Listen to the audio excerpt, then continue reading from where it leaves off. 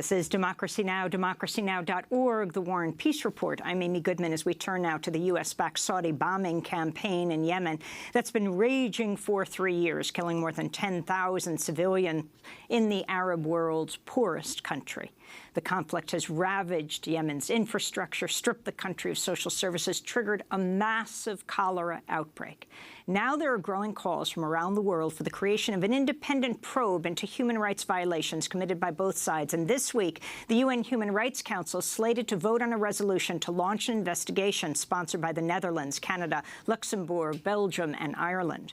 Meanwhile, the Associated Press reports Saudi Arabia responded to the proposal with threats, sending a letter to two of the sponsoring countries that said if independent investigators are sent to Yemen, it could negatively affect trade and diplomatic ties with the wealthy kingdom of Saudi Arabia. Well, for more, we're joined by Radia Al-Mutawakel, chairwoman of the Yemeni NGO Muatana, Organization for Human Rights. In May, she became the first representative of Yemeni civilian society to brief the UN Security Council on the war in Yemen. She's also calling for the establishment of this international commission. Radia, welcome to Democracy Now! Tell us what you're calling for, and talk about the international probe that's been proposed by a number of countries being opposed by the country that's bombing Yemen right now, Saudi Arabia. Yeah. For this is the third year that, since 2012, that NGOs and some countries are trying to push for the international independent inquiry, but it never happens, not because the situation in Yemen doesn't deserve such tool, but because Saudis, they don't want such thing to be happened. So it's a very negative message. It's just like a green light for all parties to the conflict, not only Saudis and Emiratis, but also these armed groups in the ground, as they have the green light to do violations. And we can see that from year to another in Yemen, the violations are increasing and there is no any kind of accountability. So talk about the ravaging of your country. 10,000 people dead. It's 600,000 infected with cholera at this point because of the devastation of the infrastructure. Yes, and already 2,000 people only in 4 months have been killed because of the cholera. Cholera should be something you can be treated of, but because the health system in Yemen is collapsed because of the war, then 2,000 people was killed, because we have also the Minister of Famine. More than 7 million people are just, they might just face the famine. All humanitarian agencies, they have emphasized that this situation in Yemen, it's a humanitarian disaster, but it's a man-made disaster. It is because of the conflict. So all the violations that have been committed by different groups in the ground and in the air just led to this humanitarian situation in Yemen. So we think that international independent inquiry is not a huge thing. It's just one small step to send a message to those parties to the conflict that they can't go on with their violations. But what is very disappointing that even this small step was not done, because one of the countries, which is Saudis, they don't want it to be done. Why does Saudi Arabia not want to be investigated? Because they have committed a lot of violations in Yemen. Saudi Arabia, with the coalition with Saudi and Emirati coalition, they have striked everything in Yemen.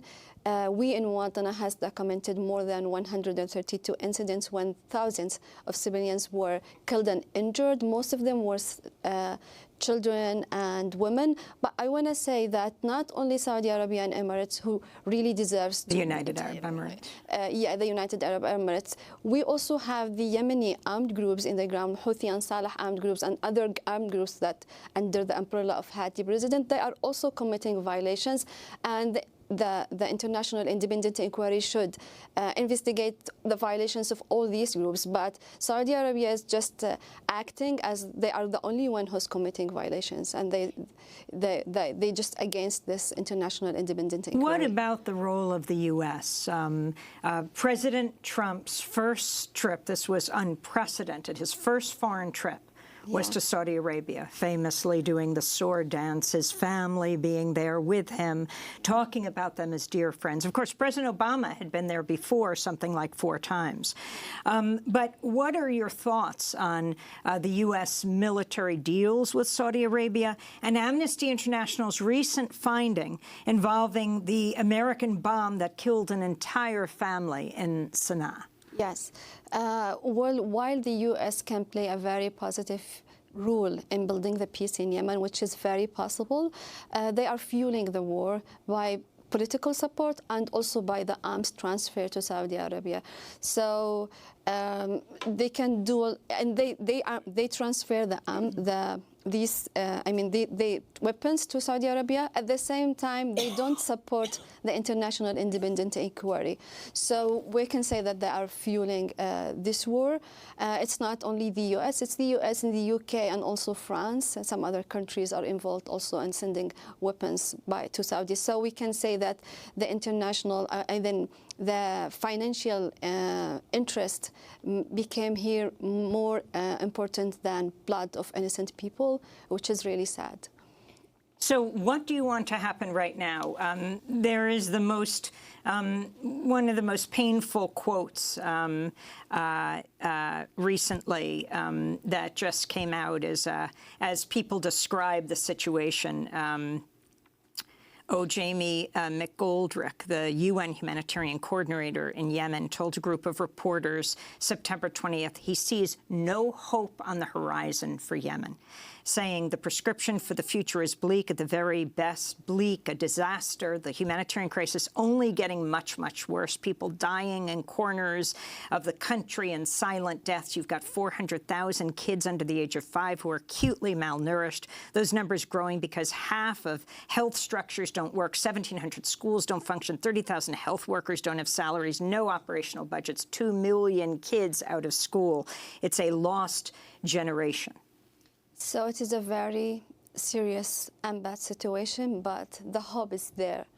What is really sad about Yemen, that peace is always possible, but it never happens. Not because the situation is complicated, because no one cares.